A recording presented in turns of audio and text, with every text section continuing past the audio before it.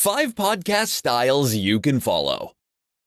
Podcasts have been around for years. If you think its popularity is about to fizzle out soon, you're mistaken. The popularity of podcasting has been steadily growing every year. If you want to get in on the podcast gravy train, then stay tuned to this presentation to find out about the top styles you can follow for your own podcast. Let's begin.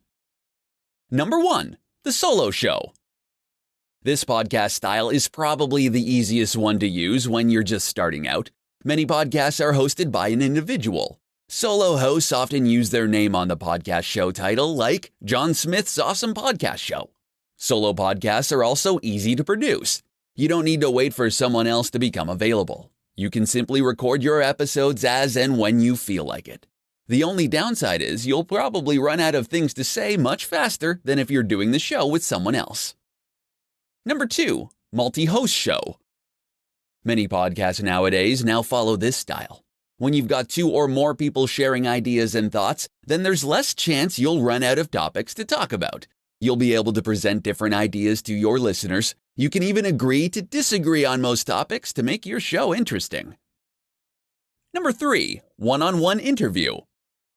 There are many benefits to interviewing other people on your show. 1, you don't have to do all the talking, so you can rest your vocal cords for a bit. And 2, your audience will have someone else to listen to other than you and your co-host. Another benefit is that your guests will be letting their followers know they've been interviewed on your show. This means that their followers can potentially become your followers too. Number 4, Roundtable Discussion. A roundtable or panel discussion is a lot of fun. You'll have different people chiming in with their opinions on different topics. Just make sure you put a time limit on the discussion because it's easy to get carried away when you're having a lot of fun with like-minded people. Number 5, storytelling. Some podcasts are in a storytelling format.